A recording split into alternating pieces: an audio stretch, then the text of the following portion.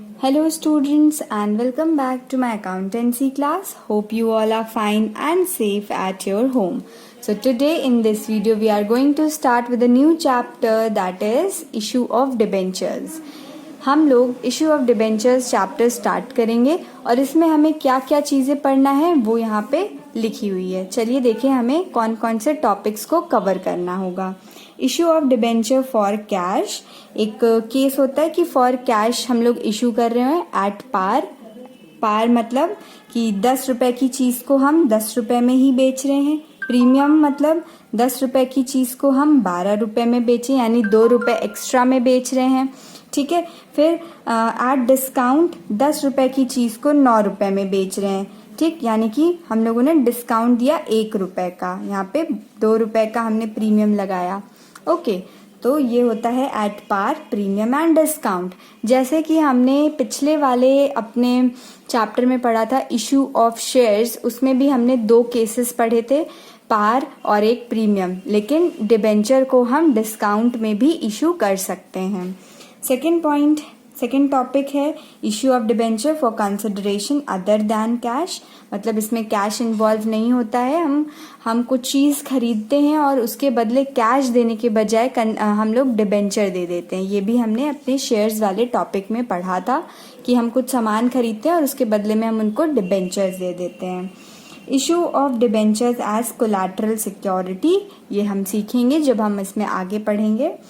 Issue of debenture from redemption point of view, interest on debentures, writing of discount या loss on issue of debenture. So ये सारी चीज़ें हैं जो हम लोगों को इस चैप्टर में पढ़नी है.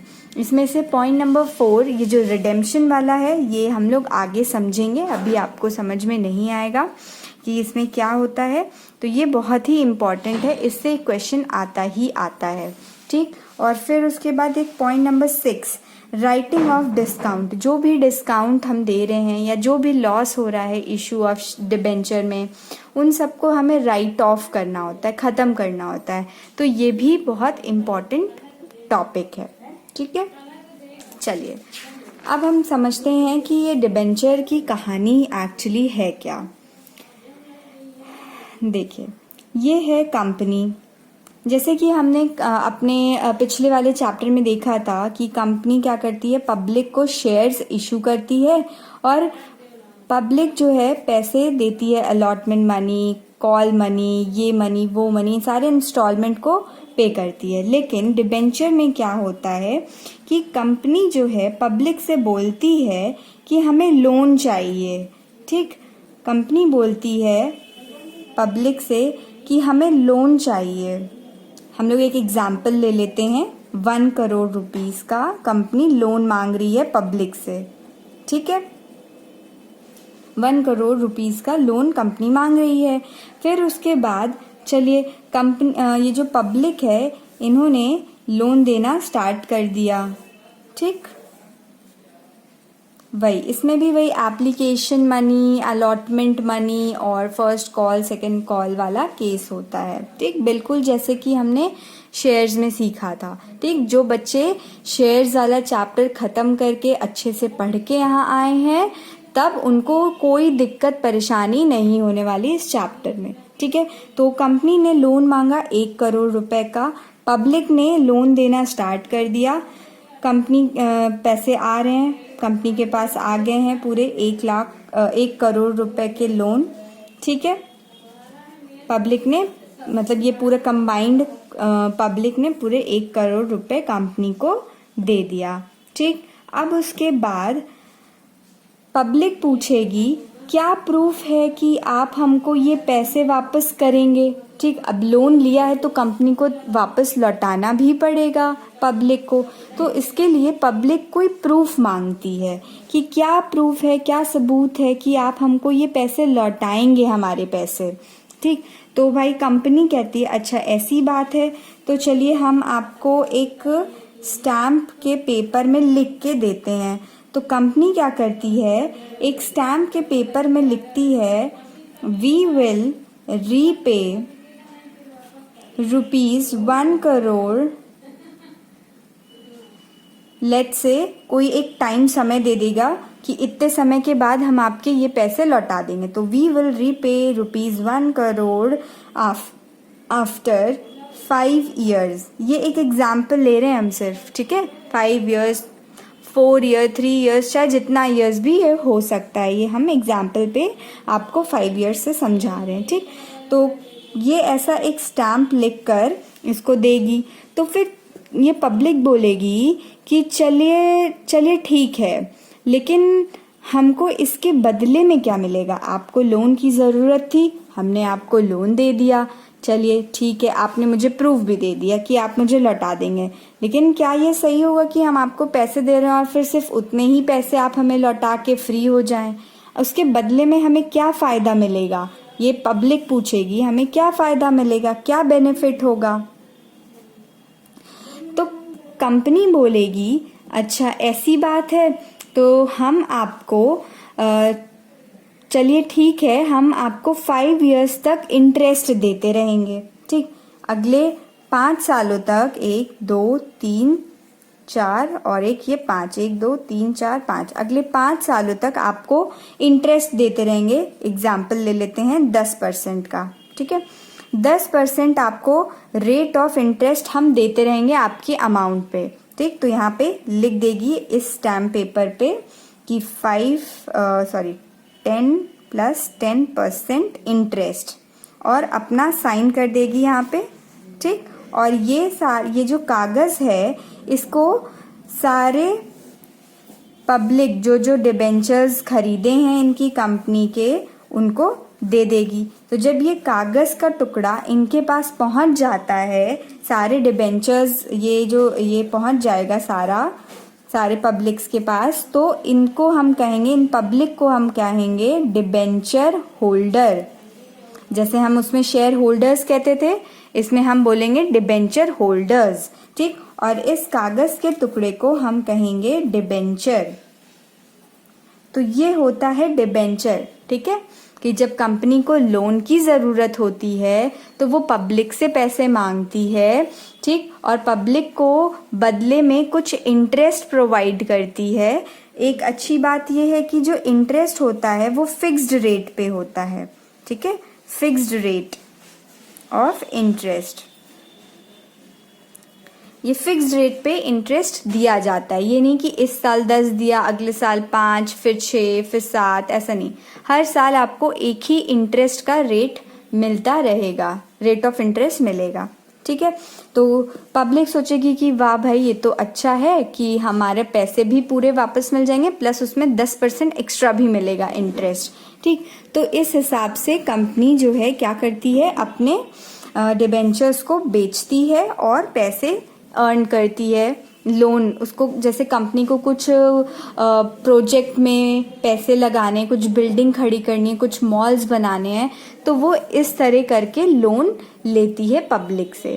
फिर जब उसका काम बन जाता है फिर वो प्रॉफिट अर्न करने लगते हैं अपने बिजनेस से, फिर उन प्रॉफिट्स में से कुछ % निकाल के इनको देते रहते हैं, ठीक है। तो ये होता है डिबेंचर और इन्हें कहते हैं डिबेंचर होल्डर्स, ठीक है। अब ये जो कंपनी साइन करती है इस डिबेंचर पे, इस कागज के टुकड़े पे, इसको बोला जाता है कॉमन सील, ठीक है। कंपनी की सिग्नेचर होती है कॉमन सील। तो ये होप आप सबको ये कहानी समझ में आ गई होगी। चलिए इससे रिलेटेड नोट्स हैं कुछ, आप साथ साथ नोट डाउन करते चलिएगा। चलिए देखिए, debenture is an instrument issued by company under its common seal acknowledging a debts having terms of repayment of principal and payment of interest usually half yearly at fixed rate। देखिए हमने अभी बताया कि debenture क्या होता है, एक instrument होता है जो कंपनी जो है अपने कॉमन सील, देखो अपनी सिग्नेचर के बेसिस पर पब्लिक को प्रोवाइड करती है, और फिर जिसमें कि लिखा होता है इस स्टैम्प पेपर में, इस डिबेंचर वाले कागज़ पे लिखा होता है कि वो जो प्रिंसिपल अमाउंट है उसके साथ साथ इंटरेस्ट को भी पे करेगी with fixed rate of interest, ठीक। अब यहाँ पे देखिए लिखा है यूजुअली हाफ ईयरली, ठीक है। इसका क्या मतलब होता है कि डिबेंचर होल्डर्स बोलेंगे कि कौन 1 साल तक वेट करे, ठीक है। तो कंपनी बोलती है चलिए ठीक है, हम आपको हाफ ईयर पे देते रहेंगे, यानी डिबेंचर के जो इंटरेस्ट दिए जाते हैं वो 6 महीने में दिए जाते हैं, ठीक। अब जैसे ये 10% पूरे साल भर का था तो 5% इस 6 मंथ में दे देगी, 5% इस 6 मंथ में दे देगी, और ऐसे ही पूरा चलता रहेगा, ठीक है।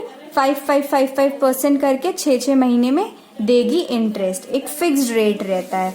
तो वही चीज़ यहाँ पे इंग्लिश में लिखी हुई है कि डिबेंचर एक इंस्ट्रूमेंट होता है issued by company under its common seal, उसकी सिग्नेचर के अंडर में, acknowledging a debts having terms of repayment of principal amount उन्हें पे करना होता है, and payment of interest usually half yearly at fixed rate. Okay, now let's see the next point. Debenture holder gets fixed rate of interest also known as coupon rate, ठीक है। जो debenture holders को जो interest मिलता है जो fixed rate का होता है उसे हम कूपन रेट बोलते हैं, कूपन रेट, ठीक है।